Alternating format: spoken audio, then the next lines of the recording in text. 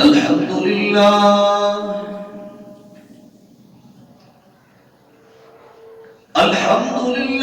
رب العالمين كحمد الشاكرين، والصلاة والسلام على سيد الأنبياء والمرسلين. أما بعد، فأعوذ بالله السميع العليم من الشيطان الرجيم. بسم الله الرحمن الرحيم.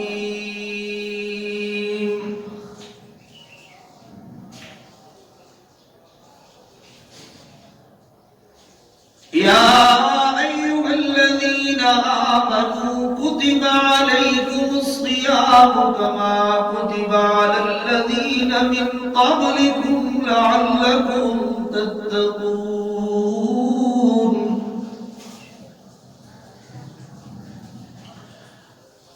قال الله تبارك وتعالى في شان حبيبه: يا أيها الذين آمنوا صلوا عليه وسلموا تسليما. اللهم صل على سيدنا ومولانا محمد وعلى آل سيدنا ومولانا محمد أفضل صلواتك بعدد معلوماتك، وبارك وسلم وصل عليه.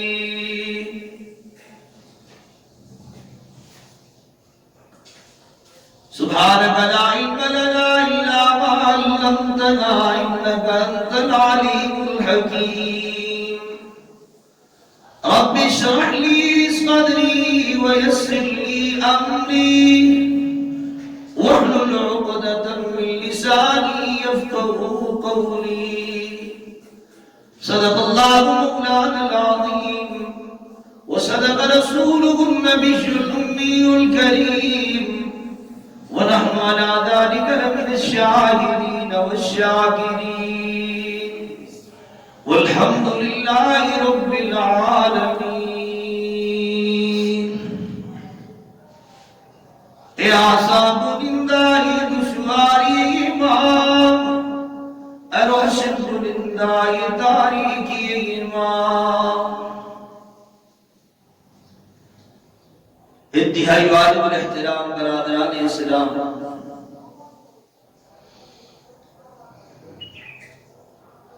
گزشتہ جمعے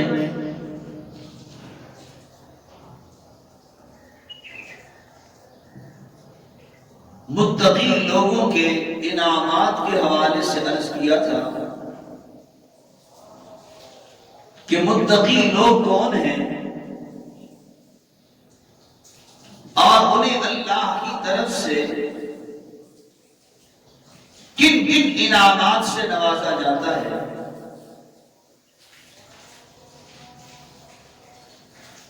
آج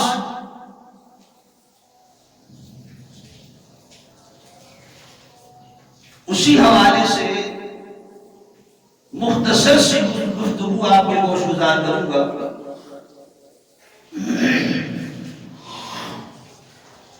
کہ رب العالمین فرماتے ہیں کہ اے ایمان والو، ہم نے تم پر روزوں کو فرض کیا، اور یہ کوئی نئی بات نہیں ہے. اسی طرح فرض کیا ہے کہ جس طرح تم سے پہلی امتوں پر فرض کیا تھا. اور کیوں کیا ہے؟ کہ تاکہ تم متقی بن جاؤ، میرے دوست بن جاؤ. اور جب تم متقی بنو گے، میرے دوست بنو گے، تو میں رب العالمین تمہیں 5 انعامات سے نوازوں گا. اور وہ 5 انعامات کون سے ہیں؟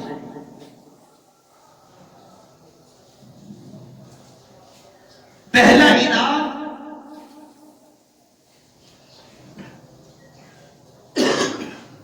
وَمَن يَتَّقِ اللَّهَ يَجْعَل لَّهُ مَخْرَجًا وَيَرْزُقْهُ مِنْ حَيْثُ لَا يَحْتَسِبُ. اللہ فرماتے ہیں ایک انعام تو یہ دوں گا متقی کے لیے آسانیاں پیدا کروں گا، تکلیفات میں، مشکلات میں اس کا ساتھی بن جاؤں گا۔ اور دوسرا انعام، ایسی جگہ سے رزق عطا کروں گا اس کے وہم و گمان میں نہیں رہے۔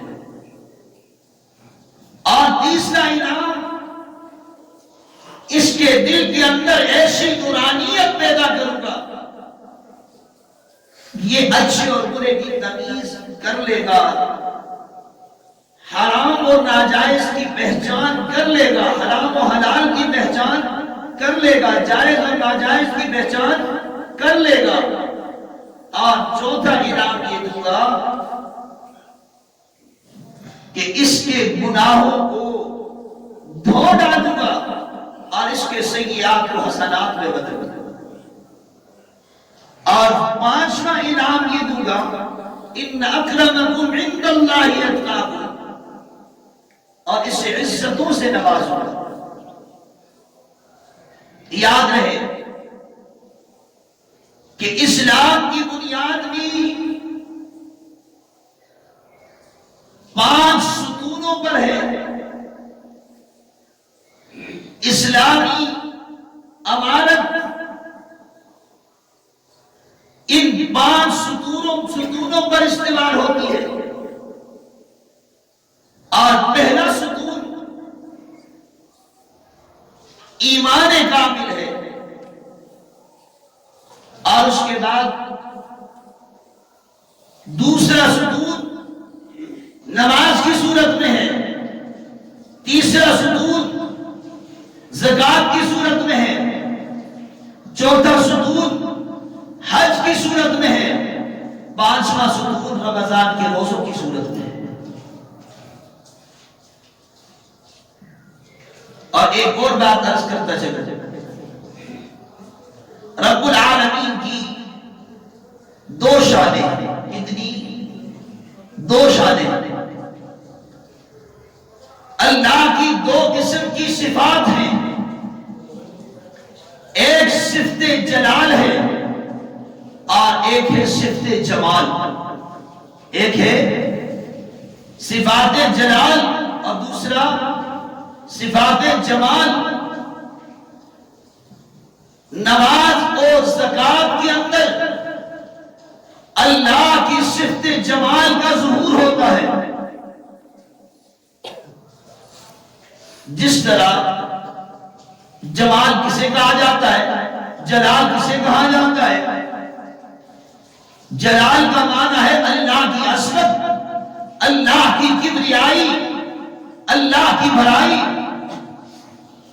وَلَهُ الْكِبْرِيَاءُ فِي السَّمَاوَاتِ وَالْأَرْضِ، زمین و آسمان میں کس کی بڑائی ہے؟ اونچی آواز سے ہم نماز کے اندر اللہ کے سامنے رکوع کرتے ہیں، سبحان ربی العظیم، سبحان ربی العظیم، سبحان ربی العظیم۔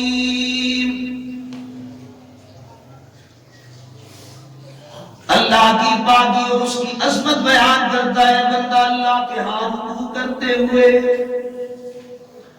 اور جب یہ بندہ سجدہ ریز ہوتا ہے، رکوع کے اندر اللہ کی عظمت کو بیان کیا، اور سجدے میں بھی سبحان ربی الاعلی، سبحان ربی الاعلی کے رٹے لگا کر کہتے ہیں میرا رب ساری کائنات سے اونچا اور اعلیٰ ہے۔ تو نماز کے اندر اللہ کی عظمت بیان ہوتی ہے، اللہ کی کبریائی بیان ہوتی ہے، اور اللہ کی جلالی صفت کا ظہور ہوتا ہے۔ اور دوسرے نمبر پر الرحمن، یہ اللہ کی جمالی صفت، الرحیم، الرحمن بڑا ہی مہربان ہے، الرحیم نہایت ہی رحم کرنے والا ہے۔ یا رب العالمین کی جمالی صفت کا ظہور ہوتا ہے۔ گویا نماز اور زکات میں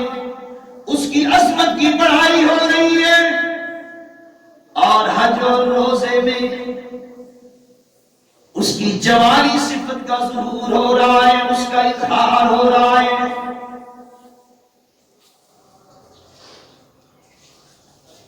قربان جائے رب العالمین پر۔ اللہ نے اپنے در پہ آنے کا طریقہ اور سلیقہ سمجھایا۔ انسان جب دنیا کے بادشاہوں سے ملنے جاتا ہے تو دل کے اندر اس کی جلالی کیفیت کی عجیب سا ڈر اور خوف محسوس کرتا ہے۔ پہلے تو بادشاہوں سے ملاقات بڑی مشکل سے ہوتی ہے نا، کئی وزیروں اور مشیروں کے ترلے کرنے پڑتے ہیں، بادشاہ سے ملنا چاہتا ہوں، اور جب ملاقات کا وقت طے ہو جاتا ہے، چوں بادشاہ کی ملاقات کا وقت قریب آتا ہے، دل میں عجیب سی ہیبت طاری ہوتی ہے کہ ایسی بات نہ ہو جائے، کوئی گستاخانہ گفتگو نہ ہو جائے، بادشاہ کے دربار میں جانا ہے، مجھ سے کوئی ایسی حرکت نہ ہو جائے الٹا پکڑا جاؤ۔ آج وقت قریب آتا ہے، یہ غسل کرتا ہے، میرا لباس بھی صاف ہونا چاہیے، میرے بدن سے بدبو نہیں آنی چاہیے، بدبو کو بھی دور کرتا ہے، پاک اور صاف ہو کر بادشاہ کے دربار میں ادا بجا لاتا ہے۔ یہ دنیا کے بادشاہ ہیں نا، لیکن قربان جائے رب العالمین پر، وہ بادشاہوں کا بادشاہ، وہ مالک الملوک، وہ بادشاہوں کا بادشاہ ہے۔ اس میں اپنے در پہ آنے کے لیے کئی چوکیدار نہیں کھڑے کیے، کئی وزیروں اور مشیروں کی ضرورت نہیں ہے، اس کے دربار میں جھکنے کے لیے، اس کی جلالی کیفیت کا اظہار کرنے کے لیے، اس کی عظمت اور کبریائی بیان کرنے کے لیے دن میں 5 مرتبہ منادی صدائیں لگاتا ہے اور تمہارے لیے دروازے کھولے جاتے ہیں۔ کہاں بھٹک رہا ہے؟ اللہ کے دربار میں آ اور اسی کے سامنے جھک، اسی کے سامنے سجدہ ریز ہو جا۔ دنیا کے بادشاہوں سے ملاقات کرنے کے لیے تجھے بڑی تگ و دو کرنی پڑتی ہے، لیکن بادشاہوں کے بادشاہ کے ساتھ ملاقات کرنے کے لیے تجھے کوئی فکر نہیں، نہ تجھے کوئی پولیس روک سکتی ہے، کوئی انتظامیہ، کوئی ادارہ، دنیا کی کوئی طاقت تجھے نہیں روک سکتی اس کے دربار میں جھکنے سے۔ اپنے بادشاہ سے ملتا ہے تو انتظامیہ روکتی ہے، کہاں جا رہے ہو، کس سے پوچھ کے آئے ہو، اپنا کارڈ تو دکھاؤ نا۔ پرانے زمانوں میں بادشاہ کے دربار میں جانے کے لیے مخصوص لباس ہوا کرتا تھا، وہ لباس پہن کر نہ آئے تو شاہی شاہ سے ملاقات نہیں ہوا کرتی تھی، یا تو شاہ بادشاہ کے رضادار سے وہ لباس پہنا کر بادشاہ کے سامنے کھڑا کیا کرتے تھے، اور بادشاہ تکبرانہ شہر میں اپنے تخت پر بیٹھا اور کبھی اپنے ملاقاتیوں کی طرف توجہ دیتا اور کبھی نہیں، اور یہ دو ذات ہو کر بیٹھتے، ہاتھوں کو سامنے باندھتے، لیکن قربان جائے رب العالمین پر اس نے کوئی قید نہیں لگائی۔ آؤ تو صحیح، ساری کائنات کو پس پشت ڈال کر آؤ، میں اللہ رب العالمین تمہارا استقبال کروں گا۔ اور ایک اور بات یاد رکھیں، شہنشاہ لفظ جو ہے کائنات میں کسی کے لیے استعمال کیا جائے تو یہ بدترین لفظ ہے، یہ تو اللہ کا خاصہ ہے۔ کس کا خاصہ ہے؟ اونچی آواز سے، یہ اللہ کا خاصہ ہے۔ کیوں؟ بادشاہوں کا بادشاہ، شہنشاہ کا معنی کیا ہے؟ اونچی آواز سے، بادشاہوں کا بادشاہ، بادشاہوں کے بادشاہ، یہ دنیا کے غلیظ یہ بادشاہ نہیں ہے۔ بادشاہوں کا بادشاہ کون ہے؟ جس کی ملکیت مالک یوم الدین،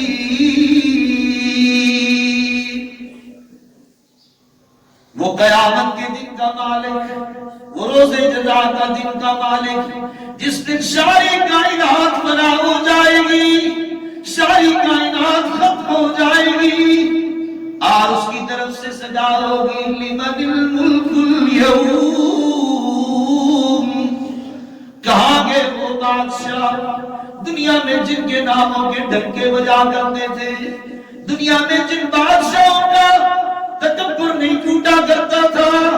کہاں ہے جو نعمے کی صدائیں لگاتے تھے؟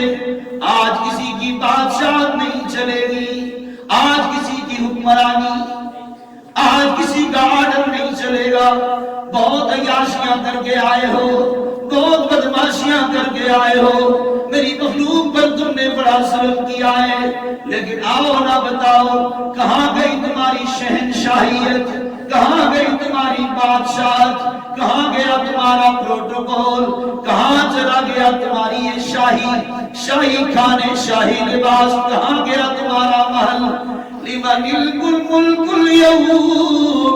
کوئی جواب نہیں آئے گا. رب العالمین خود فرمائیں گے للہ الواحد القہار.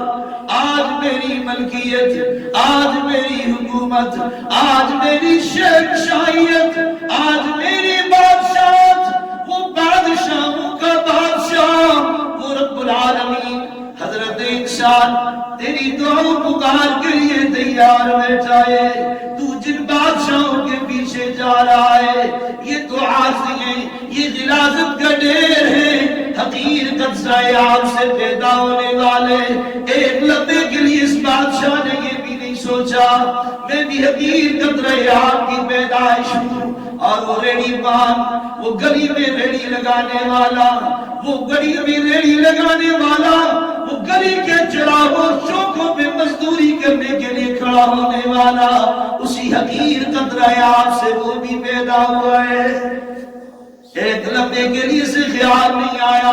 جب حضرت انسان کو اپنی تخلیق پر خیال آتا ہے رب محمد کی قسم سارا تکبر ٹوٹ جاتا ہے، ساری عیاشیاں ختم ہو جاتی ہیں، ساری بدماشیاں ختم ہو جاتی ہیں. پھر میں کے چکر نہیں لیتا میں بہت بڑا افسر ہوں، میں بہت بڑا سیاستدان ہوں، میں بڑے خاندان کا مالک ہوں. نہیں نہیں نہیں، رب العالمین فرماتے ہیں میری ملکیت، میری بادشاہت، میری حکومت کے آگے کوئی بھی نہیں ہے. اور حضرت انسان ان بادشاہوں سے ملنے کے لیے جاؤ گے، ایک چھوٹے سے افسر کے پاس جاؤ گے اور وہاں جا کر تمہیں بڑے ترتیب سے جانا پڑے گا. وہاں نذرانے لے کر جاؤ گے، ہدیے لے کر جاؤ گے. اب تو چھوڑو نہ ہدیے اور نذرانوں کی باتیں تو پرانی ہو گئی، اب تو تم رشوت لے کر جاؤ گے. عمر بن عبدالعزیز وقت کے خلیفہ عمر بن عبدالعزیز ایک شاہ ملنے کے لیے آئے، کچھ ہدیہ لے کر آئے، کچھ تحفہ لے کر آئے. عمر بن عبدالعزیز نے تحفہ واپس کر دیا، کہنے لگا امیر المومنین آپ نے تحفہ کیوں واپس کیا؟ جبکہ رحمت عالم صلی اللہ علیہ وسلم کا فرمان ہے تحفہ قبول کیا جائے. عمر بن عبدالعزیز فرمانے لگے یہ تحفہ نہیں ہے، تیری رشوت ہے، رشوت دے کر اپنے کام کرواتے ہو. الراشی والمرتشی کلاہما فی النار. رشوت لینے والا، رشوت دینے والا دونوں جہنمی ہیں، دونوں جہنمی ہیں. اور پھر یقین جان لیجئے نا، جس پیغمبر کے کلمے کو تسلیم کرتے ہو، جس اللہ کے محبوب پر یقین کرتے ہو کہ اللہ وحدہ لا شریک ہے، محمد رسول اللہ اللہ کا محبوب ہے، جب تک آمنہ کے لال کی تصدیق نہیں کرتا تو مسلمان نہیں ہوتا. جب کلمے کی تصدیق نہ کرے تو مسلمان ہو نہیں سکتا. تو پھر آمنہ کی لال کی زبان اتھر سے نکلے ہوئے لفظ کی کیوں تصدیق نہیں کرتا؟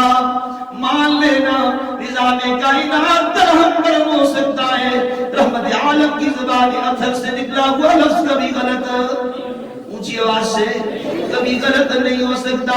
کہہ دیا نا میرے آقا نے، فرما دیا نا میرے آقا نے، رشوت لینے والا رشوت دینے والا دونوں جہنمی ہیں. تو مان لے پھر یہ دونوں چاہے وہ حکمران کیوں نہ ہو، چاہے صدر کیوں نہ ہو، وزیر اعظم کیوں نہ ہو، وزیر داخلہ کیوں نہ ہو، کسی ڈپارٹمنٹ کا آفیسر کیوں نہ ہو، چھوٹے سے چھوٹا کیوں نہ ہو، بڑے سے بڑا کیوں نہ ہو، چاہے کوئی پٹواری کیوں نہ ہو، جب اس نے رشوت لے لی تو میرے آقا نے فرما دیا یہ جہنمی ہے، یہ جہنمی ہے، سچ اور حق ہے۔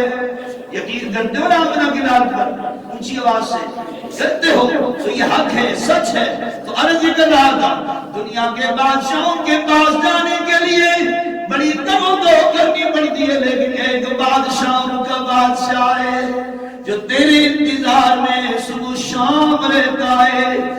دنیا کا بادشاہ تیرا انتظار نہیں کرتا، دنیا کا بادشاہ رعایا سے ملاقات کرتا ہے۔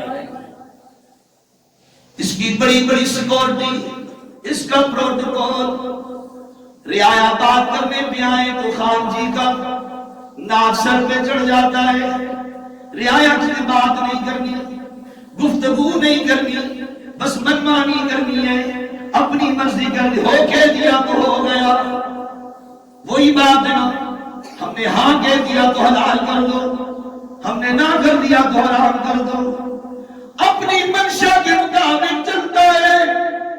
دنیا کا بادشاہ کسی رعایا کا انتظار کرتا ہے؟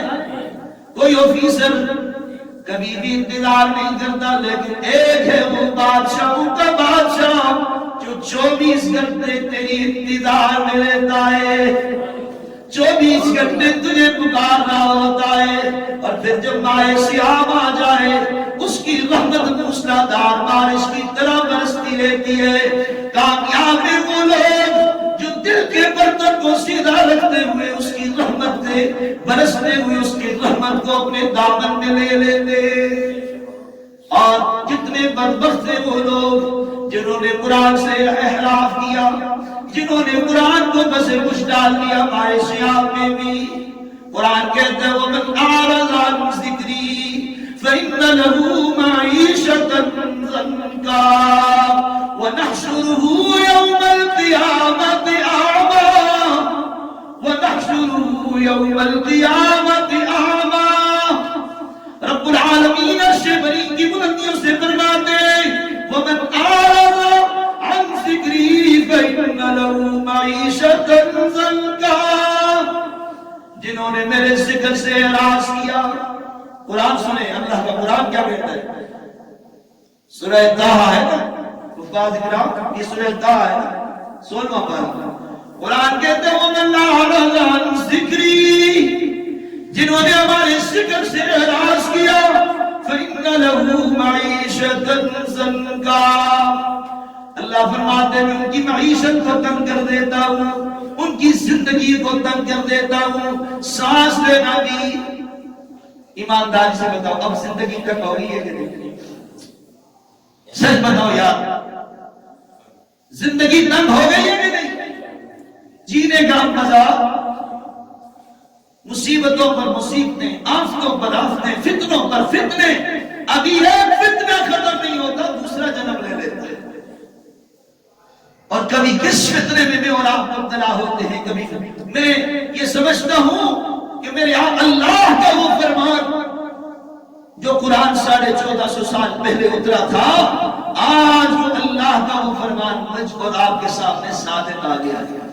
فَإِنَّ لَهُ مَعِيشَةً ضَنكًا، میں ان کی زندگی کو تنگ کر دیتا ہوں، اب انہیں جینے کا مزہ، پھر لمبے لمبے لاک ڈاؤن لگ دینا، مزہ آ رہا ہے۔ تم نے قرآن کو چھوڑا تھا، تم نے قرآن کو چھوڑ دیا تھا، تم نے رحمان کے دربار میں جھکنا چھوڑ دیا، تم نے مسجدوں کو غیر آباد کر دیا، قربان جائے رب العالمین نے تمہارے بازاروں کو غیر آباد کر دیا۔ اللہ فرماتے ہیں میں مسلط کر دیتا ہوں، کیا کرتا ہوں؟ میں تمہاری معیشت کو تنگ کر دیتا ہوں۔ کیوں؟ وَمَنْ أَعْرَضَ عَنْ ذِكْرِي، جب تم میرے ذکر سے اعراض کرتے ہو، جب تم مجھے چھوڑ جاتے ہو، جب میرے سامنے سجدہ ریز ہونے سے انکار ہے، اعراض کرتے ہو، میرے قرآن کو بس کچھ ڈالتے ہو، تو میں تمہاری زندگیاں تنگ کرتا ہوں دنیا میں۔ اور آگے سن لیجئے وَمَنْ أَعْرَضَ عَنْ ذِكْرِي فإن له معيشة ضنكا ونحشره يوم القيامة أعمى. اور پھر کیا ہوگا جب تو دنیا چھوڑ کر چلا جائے گا، جب کائنات سے پردہ کر لے گا، میدان قیامت برپا ہوگا، ساری انسانیت کو میں دوبارہ زندہ کروں گا. وَنَحْشُرُهُ يَوْمَ الْقِيَامَةِ أَعْمَى، تجھے اندھا اٹھاؤں گا. کیا کروں گا؟ تجھے اندھا اٹھاؤں گا. تو نے میرے قرآن سے اعراض کیا تھا نا، تو نے میری نماز سے اعراض کیا تھا، تو نے احکام خداوندی کو پس پش ڈال دیا تھا نا، تو نے حکام کی ساری باتوں کی تصدیق کی تھی، اللہ کی باتوں کی تصدیق اونچی آواز سے، اللہ کے حکموں کو پس پش ڈال دیا. تجھے اپنے حاکم کا حکم پہلے تھا، میرا حکم بعد میں تھا. تجھے کاروبار پہلے تھا، میرا حکم بعد میں تھا. تجھے کھیتی باڑی پہلی تھی، میرے حکم بعد میں تھی. وَنَحْشُرُهُ يَوْمَ الْقِيَامَةِ أَعْمَى، آج میں تجھے بھی نابینا اٹھاؤں گا. بندہ جب نابینا اٹھے گا، قرآن کہتا ہے یہ پکارے گا، قَالَ رَبِّ لِمَ حَشَرْتَنِي أَعْمَى. جب اس کی آنکھیں نہیں ہوگی نا، یہ دیکھ نہیں رہا ہوگا میدان قیامت میں، تو اللہ کے دربار میں یوں عرض کرے گا، قَالَ رَبِّ لِمَ حَشَرْتَنِي أَعْمَى وَقَدْ كُنْتُ بَصِيرًا. اے میرے رب، میں تو دنیا میں بینا تھا، آج تو نے مجھے نابینا کیوں اٹھایا؟ دنیا میں دیکھا کرتا تھا، کائنات گھوما کرتا تھا، دنیا میں نابینا نہیں بینا تھا، آج مجھے نابینا کیوں اٹھایا گیا؟ رب العالمین فرمائیں گے، قال كذلك تتلى آیاتنا فنسیتها وكذلك اليوم تنسى. قرآن کے اندر رب العالمین فرمائیں گے، قال كذلك تتلى آیاتنا فنسیتها. دنیا میں تجھے میری آیتیں سنائی جاتی تھی، دنیا میں تجھے قرآن سنایا جاتا تھا، تیری مسجد میں قرآن پڑھا جاتا تھا، تیرے مدرسوں میں قرآن پڑھا جاتا تھا، تیری مسجد سے میری آوازیں آیا کرتی تھی. تو نے میری مسجد، اپنی مسجد کو چھوڑ دیا، قرآن کو چھوڑ دیا، دین کو چھوڑ دیا، میں اللہ کی باتوں کو دنیا میں تو نے بلا دیا. وَكَذَلِكَ الْيَوْمَ تُنسَى. آج میدان قیامت میں جب کوئی کسی کا پرسان حال نہیں ہے تو دیکھنا، آج میرے سوا کوئی نہیں ہے نا. کہاں گئی تیری اولاد؟ کہاں گئی تیری رعایا؟ کہاں گئی تیری سیکورٹی؟ کہاں گئی تیری فوج؟ کہاں گئی تیری بادشاہت؟ آج میں اکیلا اللہ ہوں نا. تو نے دنیا میں مجھے چھوڑ دیا تھا نا، دنیا میں مجھے بلا دیا تھا نا، کاروبار کی وجہ سے بلا دیا، دولت کی وجہ سے بلا دیا.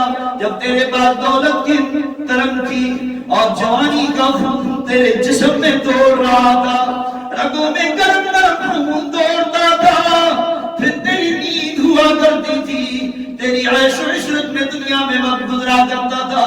وَكَذَلِكَ الْيَوْمَ تُنسَى.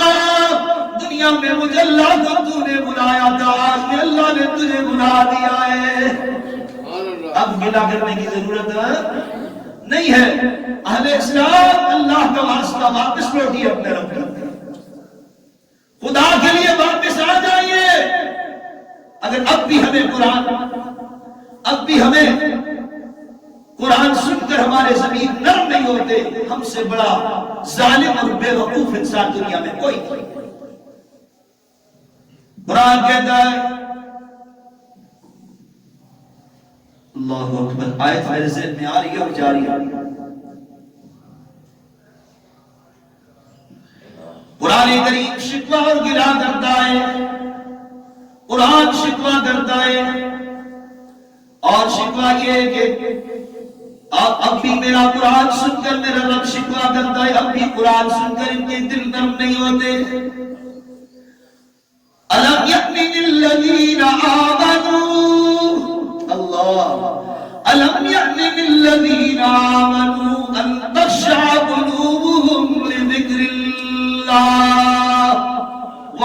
نزل من الحق.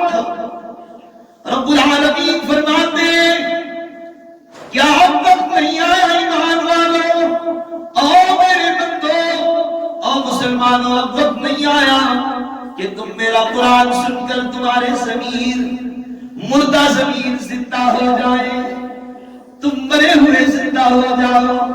یہ قرآن وہ ہے جو ہدایت کا پیغام لے کر آیا. ان ھذا القرآن یہدی للتی ہی اقوم. آنا قرآن کی طرف یہ صراط مستقیم کا راستہ دکھاتا ہے، یہ نیک راستہ دکھاتا ہے، یہ سیدھا راستہ دکھاتا ہے، یہ وہ راستہ دکھاتا ہے جو تجھے ڈائریکٹ جنت میں پہنچا دیتا ہے. پھر لگانا قرآن سے یاری، رب کے فرمان سے یاری لگا. عزم کر لے انشاءاللہ زندگی کے سفر میں اللہ تجھے بھی مانوں گا، تیری بھی مانوں گا. عزم کرتے ہو نا انشاءاللہ؟ اللہ کو تو سب مانتے ہو، سچ بتاؤ مانتے ہو نا؟ اونچی آواز سے سب مانتے ہو. کیا اللہ ہے کہ نہیں ہے یار؟ اونچی آواز سے. ہمیں کتنے حقیق گندے قطرے سے پیدا کیا کہ نہیں؟ کپڑوں پہ لگ جائے کپڑا ناپاک ہو جاتا ہے، ناپاک ہوتے کہ نہیں؟ حقیر قطرے آپ سے پیدا کرنے والے رب نے کتنا خوبصورت انسان تجھے بنایا. ایک لمحے کے لیے ایک آئینے کے سامنے کھڑے ہو کر تجھے کن کن مراحل سے گزارا، کن کن پروسیس سے گزارا، اور کس اسٹیج پر لا کر تجھے کھڑا کر دیا. اور اب وہ تجھ سے کہتے ہیں لوٹا یار، لوٹا، میں ڈھیل دے رہا ہوں تجھے، لوٹا، واپس آ جا، واپس آ جا. لیکن یہ دنیا کی تگ و دو میں اس قدر لگا ہوا ہے، دنیا کی تمام ڈیوٹیاں، تمام کاروبار، تمام فلسفے یاد ہیں، اگر نہیں یاد تو خالق کائنات. جب مجھے اور آپ کو خوشی سوچتی ہے، خوشی کا موقع آتا ہے تو نافرمانی کی حد کر دیتے ہیں، انتہا کر دیتے ہیں. ساری کائنات کو راضی، حتیٰ کی گلی کے چوڑے کو بھی راضی کرتے ہیں، لیکن ناراض کرتے تو ہستی کو ناراض کرتے ہیں. اللہ اور اللہ کے رسول خفانوئی بڑے پتر دی شادی ہے، وہ میں فلانی جائی تک کنجم نشالنا لگے تو حضرت بیٹھ جائے دیکھنے ہری پورو پھسنے مقالے.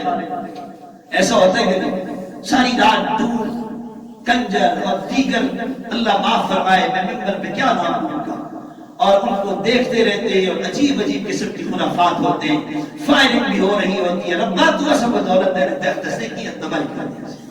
ایسی بات ہے کہ اللہ کو ہوشیار کر رہے ہیں، ہم کوئی کسر نہیں چھوڑتے، لیکن وہ ارحم الراحمین کیا کہتا ہے؟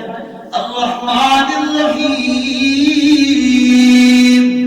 اس کی جمال والی صفت اس پہ حاوی، اس کے غصے پہ حاوی ہو جاتی ہے. ایک اس کی جلالی کیفیت ہے، دوسری اونچی آواز سے اللہ کی دو صفات ہیں، ایک ہے جلال اور ایک ہے جمال. اس کا جمال، جمال کا معنی ہوتا ہے خوبصورت. ایک لمحے کے لیے سوچو یار، جس اللہ نے کائنات کو اتنا خوبصورت بنایا، جس نسوانیت کے پیچھے تو بھاگ رہا ہوتا ہے، ہر عاشق کو اپنی معشوق بڑی اچھی لگتی ہے کہ نہیں؟ اور جب کسی سے محبت ہو جائے اس کی بری ادائیں بھی اچھی لگتی ہے، اس کی بدبو بھی خوشبو لگتی ہے. اور جب کسی سے بغض ہو جائے تو اس کی اچھی ادائیں بھی بری لگتی ہیں. تو میرے عزیز دوستو، ایک لمحے کے لیے سوچ یار، جس اللہ نے اس کائنات کو کتنا خوبصورت بنایا. ایک پھول دیکھ، پھول، اس پھول میں کئی رنگ بھرے ہیں. اللہ نے نکلا کہاں سے ہے؟ گندی میلی کچیلی زمین سے نکل کر آیا. یہ کوپل نکلی، اوپر کو ابھرا، پھول کی شکل اختیار کی. پھول کے ارد گرد یلو کلر بھی ہے، کہ تھوڑا سا پرپل بھی ہے، کہ تھوڑا سا پنک بھی ہے، تیز ریڈ بھی ہے. ایسا ہوتا ہے کہ نہیں؟ آپ سچ بتاؤ، پھولوں پر تھوڑی دیر کے لیے غور کرنا.